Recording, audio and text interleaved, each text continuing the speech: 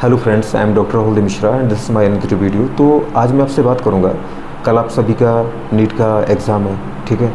तो best of luck, आप सभी को बहुत बहुत शुभकामनाएं कि आपका पेपर बहुत अच्छा जाए और आप सभी का सिलेक्शन हो। बस मैं आपसे एक चीज़ ज़रूर कहूँगा कि जब आप पेपर देने जाएँ और अभी भी आप पढ़ ही रहे होंगे, ठीक है, अब मैं ये कहूँ कि आपकी बहुत अच्छी तैयारी हो चुकी होगी, तो डेफिनेटली अच्छी हो चुकी, क्योंकि अपने लेवल पर तो हर कोई बहुत अच्छी तैयारी करता है, ठीक है। और तैयारी कभी पूरी नहीं होती है, तैयारी बहुत अच्छी होती है। हम और अच्छा कितना कर पाएँ, और अच्छा ये पढ़ सकते थे और हमने ये कर सकते थे, अब इसके बारे में अपन को ये सोचना नहीं है, ठीक है। अब आप सोचो आपने कितना अच्छा पढ़ा है और उसका कितना अच्छा हम यूज़ करें, छोटी सी बात है, ठीक है। तो सबसे पहले जब आप बायो को भी पढ़ ही रहे होंगे तो उसमें आपको सिर्फ वो फिगर ज़रूर देख के जाना लास्ट टाइम पे, कि जो आपकी फ़िगर है, जो उसकी लेबलिंग है, यहाँ की लाइन उधर नहीं होनी चाहिए, ठीक है, क्योंकि वो आपको जो है कलरफुल डायग्राम आपके एनसीईआरटी में वो वहाँ पे ब्लैक एंड वाइट में मिलने वाले हैं। दूसरी बात है समरी को पढ़ के जाना है, क्योंकि समरी में कुछ बहुत प्यारे पॉइंट्स आते हैं जो आपकी बुक्स में नॉर्मल होते नहीं हैं, ठीक है, वो हो गए।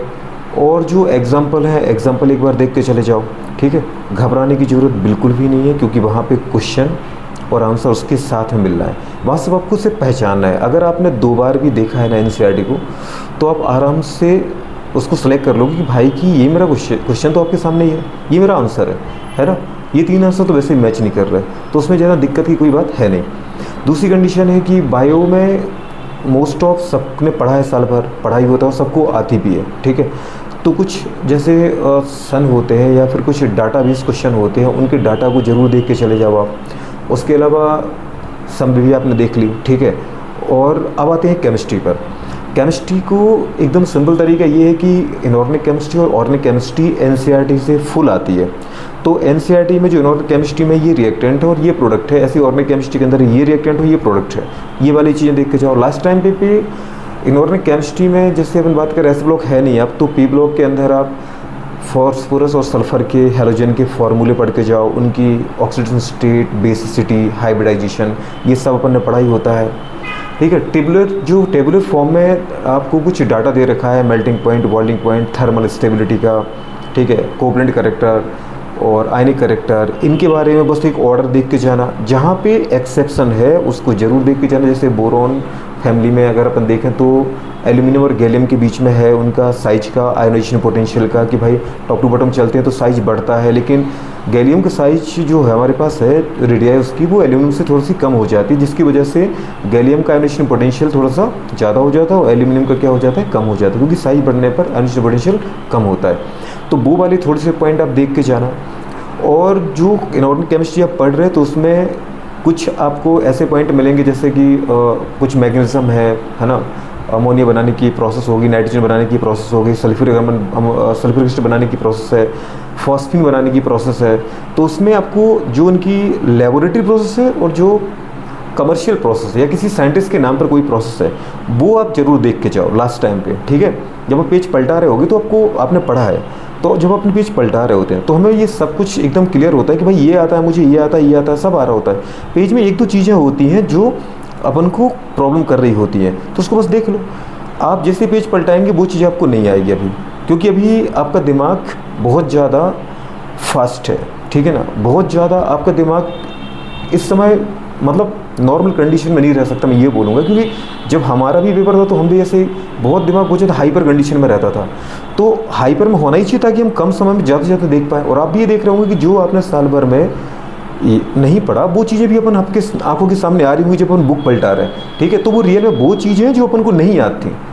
जब आप बुक्स के पेज पलटा रहे तो आपको कुछ चीज़ ऐसी मिली कि जो हमने साल भर नहीं देखी। वो रियल में ये था कि आपको वो चीज़ याद नहीं थी, क्योंकि जो याद है उस पर हमारा फोकस जाता ही नहीं है, वो तो आपको याद ही है। कुछ चीज़ें अगर नहीं मिली तो उनको देख के चले जाओ, वहाँ पे आपको वो चीज़ खुद ब खुद याद हो जाएगी। पेज पलटाने के बाद एक समस्या ऐसी होती है कि सर वो चीज़ फिर से याद नहीं आ रही है मुझे, तो किसी को भी नहीं, वो हर किसी के साथ ऐसे होता है।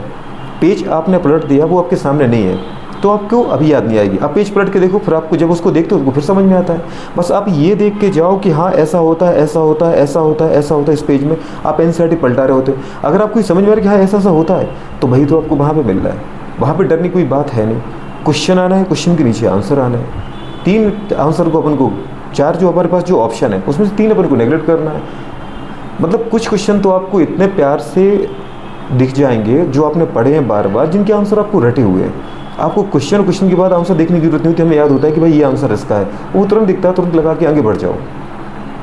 पेपर को 2 स्लॉट में सॉल्व करना है आपको, है ना, या 2 उसके लिए अपन को अटेम्प्ट लेना है कि एक बार तो अपन को पेपर को पूरा पढ़ना है और फास्टली पढ़ना है। जो क्वेश्चन स्टूडेंट्स आउट के हैं कि जो क्वेश्चन आपको दिख रहा है वो सूट हो रहा है, उसको सूट करते जाओ और आगे बढ़ते जाओ। जो क्वेश्चन आपका टाइम ले रहा है उसको टाइम अभी नहीं देना है, पहले एक बार आपको पूरा पेपर पढ़ना है। क्योंकि अगर अपन रुक गए ना तो हो सकता है ये पेपर, ये जो क्वेश्चन है वो उन 4 क्वेश्चन का टाइम ले जाए जो 4 क्वेश्चन आगे आपको बिल्कुल भी टाइम नहीं लेने वाले। तो एक बार आप पूरे पेपर पढ़ को जो क्वेश्चन आपने सॉल्व किए उनको फिल करो। उसके बाद सेकंड अटेम्प्ट के लिए आप क्या करो कि उन क्वेश्चन को टाइम दो जिनके लिए आपने टाइम बचाया हो, जो थोड़ी बहुत न्यूमेरिकल बेस्ड हैं, जो आपसे थोड़ा सोच मांगते हैं, थोड़ा कैलकुलेशन मांगते हैं, जिसके लिए आपको थोड़ा सोचना पड़े, उसके लिए आप टाइम दे दो। पेपर के अगर आप पेपर सॉल्व कर रहे हो और पहले क्वेश्चन में अगर फंस रहे हो तो उसको बिल्कुल टाइम मत देना, ठीक है। क्योंकि अगर वो आपसे टाइम मांग रहा है तो टाइम कंज्यूमिंग क्वेश्चन है। हो सकता है कि ये जो क्वेश्चन यहाँ टाइम मांग रहा है, आगे क्वेश्चन आपके बहुत प्यारे क्वेश्चन हो जो आपको देखते ही सूट हो जाएंगे। और कई बार ऐसा बहुत बार बच्चों के साथ होता है कि वो आगे टाइम दे देते हैं कि भाई हम कर लेंगे, और पीछे के क्वेश्चन वो पढ़ भी नहीं पाते और वहीं पे दिक्कत हो जाती है, ठीक है। तो आपको बिल्कुल भी परेशान होने की ज़रूरत नहीं है। केमिस्ट्री में मैंने आपसे ये कहा कि आप एक बार जो अपने साल में पढ़ा है, लास्ट टाइम पे एनसीईआरटी की जो नेम रिएक्शन है, जो फेमस रिएक्शन है, जिन पे आपने टेस्ट में क्वेश्चन दिए हैं, ठीक है, उन क्वेश्चन को देख के जाओ। जो कुछ कमर्शियल मेथड है, लेबोरेटरी मेथड है, उनको पढ़ के जाओ, ठीक है। और फिजिकल केमिस्ट्री में तो एकदम सिंपल सी बात है कि वो क्वेश्चन ज़्यादातर बनते हैं जिस पे एनसीईआरटी ने अंदर क्वेश्चन सॉल्व कर रखे हैं, चाहे वो इंटेक्स क्वेश्चन हो, चाहे वो सॉल्व क्वेश्चन हो, वो फॉर्मूले पढ़ के जाओ, है ना। जैसे चाहे आपका सॉल्यूशन हो, सॉल्यूशन में क्वालिटेटिव प्रॉपर्टी हो गई, मोलरिटी हो जाती है, मोल फ्रैक्शन हो जाते हैं, और इससे ज़्यादा तो उसमें कुछ है भी नहीं है ना। राउट्स लॉ वो आ ही जाता है क्वालिटेटिव प्रॉपर्टी में, तो सब हो जाता है। हेनरी मेंडल्स लॉ एकदम फिनिश करना है। केमिस्ट्री के अलावा, केमिस्ट्री का अगर आपने एटॉमिक स्ट्रक्चर पढ़ा होगा तो वही 12th में जो मॉडर्न फिजिक्स है आपका एटॉमिक स्ट्रक्चर न्यूक्लियर, उसमें भी काम आ जाता है। वही का वही चैप्टर है पूरा का पूरा। मैं जब पढ़ाता हूँ तो 11th की केमिस्ट्री पढ़ा रहा हूँ तो एटॉमिक स्ट्रक्चर पढ़ा देता हूँ, उसी समय मैं 12th के क्वेश्चन सॉल्व करा देता हूँ और बच्चों को मेरे आता भी है। आप सभी को भी बहुत प्यार से आ ही रहा होगा, है ना। मॉडर्न फिजिक्स को जरूर देख के जाना है क्योंकि क्वेश्चन बहुत सिंपल बनते हैं, वहाँ से थियोरेटिकल बेस बनते हैं। आप उससे आपने अगर 1-2 बार बुक देखी है ना तो इस बार से देख के जाना, आपसे वो क्वेश्चन 100% सॉल्व होंगे, ठीक है। फिजिक्स में और ज़्यादा कुछ है नहीं कि, क्योंकि आजकल ऐसा होता है कि अपन को ज़्यादा घबराने की ज़रूरत है नहीं, ज़्यादा न्यूमेरिकल बेस क्वेश्चन नहीं आता। क्वेश्चन न्यूमेरिकल बेस जो आएंगे वो इतने सिंपल आते हैं कि फॉर्मूला लगाते ही आपके क्वेश्चन सॉल्व हो जाएंगे। और बेसिक फार्मूले जो एनसीईआरटी ने खुद दे रखे और आपके टीचर ने आपको बार बार लिखवाए हैं, ठीक है ना, अपन ने पढ़े, उन छोटे छोटे से फार्मूले क्वेश्चन सॉल्व हो जाते हैं, ठीक है। डायमेंशन फार्मूले को जरूर पढ़ के जाना, डायमेंशन फार्मूले से क्वेश्चन उठते ही हैं, ठीक है। दूसरी कंडीशन हो जाती है कि जो एनसीईआरटी ने अंदर क्वेश्चन सॉल्व कर रखे हैं फिजिक्स में, उनको देख के जाओ आप। ब्लू बॉक्सेस जो है उनको पढ़ के चले जाओ, थ्योरेटिकल क्वेश्चन वहाँ से बन जाते हैं। दूसरी कंडीशन है जो आपके पॉइंट ऑफ पॉइंटर हो गई, समरी हो गई, उनको आप जरूर देख के जाओ, ठीक है। तो लास्ट टाइम सिर्फ उनको पेज पलटना है, पेज पलटते वो चीज़ आपको दिख रही है और आपको समझ में आ रहा है कि हाँ ऐसा होता है, तो वो क्वेश्चन आपसे वहाँ भी सॉल्व होना है। पैनिक होने की बिल्कुल भी ज़रूरत है नहीं। आपका पेपर है तो मैं ये कहूँ कि आप बिल्कुल परेशान मत हो, तो ये तो एकदम झूठ बात है, ठीक है। क्योंकि हर कोई भाई सिलेक्शन के लिए ही पढ़ रहा था, है ना। और लास्ट टाइम है तो आप थोड़ी बहुत परेशान तो होंगे, तो छोटी सी चीज़ है यार, आपको इतनी बड़ी खुशी मिलने वाली, थोड़ी परेशान हो भी गए तो कहाँ तकलीफ़ है। लेकिन एक चीज़ ज़रूर आपको अभी नहीं करना, वो ये नहीं करना है कि दोस्तों को फ़ोन उठा के कॉल करना है कि भाई तेरा कितना हो गया, कितना रिवीजन हो गया, कितना बचा रहा, कौन सी चीज़ नहीं आ रही है। आपको सब कुछ आ रहा है, आप उससे पेज पलटा लो। आप जितने बार एनसीईआरटी के हो सके उनको देखते जाओ, पेज पलटाते जाओ और एकदम कूल दिमाग से हाँ ऐसा होता है, ऐसा होता है, इस तरीके से हो रहा है, ठीक है। वहाँ पर आपका सिलेक्शन 100% होना दोस्त, ठीक है। बिल्कुल भी आपको टेंशन लेने की रिक्वायरमेंट है नहीं। दूसरी बात है कि जब आप पेपर देने जाओ तो कुछ सावधानी आपको ज़रूर रखना है, ठीक है ना। कुछ अपन को, जैसे कि अभी क्या हुआ कि एनटीए ने और कोटा के अंदर उसका आईआईटी का एग्ज़ाम हुआ और 39-40 बच्चों को 3 साल के लिए बैन कर दिया है। मतलब उनका फ्यूचर ही ख़राब हो गया, अब तो वो पेपर दे क्या देंगे अब 3 साल बाद, ठीक है। तो कोई भी चीज़ आपको, जैसे इलेक्ट्रॉनिक डिवाइस तो ले नहीं जाना है, चीटिंग का अपन को सोचना ही नहीं, क्योंकि वहाँ काहे की चीटिंग करेंगे यार, पता थोड़ी है कौन सा क्वेश्चन आना है, 11th-12th थोड़ी है ये, तो करना भी नहीं है अपन को, ये सोचना भी नहीं है, ठीक है। जो अपन ने पढ़ा है ना वही क्वेश्चन आपके वहाँ मिलने वाले, आपको मस्त तरीके से सिलेक्शन हो जाएगा, ठीक है। जब आप पेपर दे के निकलोगे तो आपके चेहरे पे एक बहुत प्यारी सी स्माइल होगी, ठीक है। और अब मस्त आपकी आगे लाइफ एकदम पूरी सिक्योर है, ठीक है, डॉक्टर बनने के बाद। दूसरी कंडीशन ये है कि जब आप वहाँ जाओ, आपको कपड़े मतलब बहुत नॉर्मल फॉर्मल पहन के जाना है। शर्ट की जगह टी शर्ट पहन लो, कोई नॉर्मल सी, वहाँ किसी को दिखाने थोड़ी जा रहा है। एक लोअर पहन लो, ठीक है, ताकि अपन को कोई प्रॉब्लम करे ही ना, कोई अपनी ज़्यादा छाना भी ना करे कि भाई रोक के खड़े होके चलो ये दिखाओ वो दिखाओ, ठीक है, ज़्यादा चेकिंग सर्चिंग चल रही है। दूसरी कंडीशन है जो अपन पहनते हैं, कोई भी ज्वेलरी होगी वो तो बिल्कुल गर्ल्स को पहन के जाने नहीं है ना, वहाँ पे घड़ी वॉच वॉच कुछ नहीं चाहिए भाई अपन को, ठीक है। तो ना गले में ना बॉडी के किसी भी पार्ट में कुछ भी पहन के नहीं जाना है, चाहे वो धागा हो, चाहे वो आपका कोई भी डिवाइस हो, कुछ भी नहीं लेके जाना है। सिर्फ एक आपको टी शर्ट, सिंपल सी स्लीपर, ठीक है, और लोअर में निकल जाओ। अपना एडमिट कार्ड साथ में ज़रूर ले जाना और एक प्रॉपर आईडी प्रूफ ज़रूर ले जाना, ठीक है। पता चला कि वहाँ पे आप फ़ोटोग्राफ नहीं ले गए, या फिर आपकी जैसे एक फ़ोटो है जो आपने वहाँ पे लगा रखी है, ठीक है, या फॉर्म आपने फिल किया था, पासपोर्ट टाइप की फ़ोटो होती है, एक पोस्ट कार्ड टाइप की फ़ोटो उन्होंने खिंचवाई है, वो ज़रूर ले जाओ। जो आपकी एडमिट कार्ड के पीछे इंस्ट्रक्शन है उसको ज़रूर एक बार पढ़ लो और दिल से पेपर दे जाओ। अपना पानी ज़रूर ले जाना, एक बोतल ले जाना, बोतल भाई ऐसे ले जाओ जो ट्रांसपेरेंट हो, कोई रोके ही नहीं, क्योंकि वो तो एनटीए ने परमिट कर रखा है आपको। एक बोतल ले जाना पानी का, एडमिट कार्ड ले जाना है, अपनी फ़ोटो ले जाना है, वही फ़ोटो ले जाओ जो वहाँ पे आपने खिंचवा के तब लगा रखी थी, ठीक है। और ज़्यादा कुछ ले नहीं जाना है। टाइम पे पहुँचना है, जैसे 11 बजे से लेकर के 1:30 बजे तक का टाइम दे रखा है, 11 to 1:30 का टाइम है, उसके बीच में पहुँचो। अगर आपका एग्ज़ाम सेंटर पास में जो आप देख रखा होगा, तो फिर मैं नहीं कहूँगा कि आप 11 बजे जाओ, मैं कहूँगा 12 बजे निकलो आराम से, ठीक है। वहाँ पे खड़े होकर धूप में भी फालतू आपकी टाइम ही ख़राब हो रहा है, ठीक है। तो जितनी बार देखो लास्ट तक आराम से देखते जाओ, कूल माइंड से जाओ, खूब अपने टेस्ट दिए, खूब एनसीईआरटी पढ़िए, खूब नोट्स पढ़े, सिलेक्शन आराम से आपका हो ही जाना है। फिर आप दूसरों को आप खुद यही सिखाओ कि भाई इतने आराम तरीके से जाना है, क्या पता आप ही टॉपर बन जाओ, ठीक है।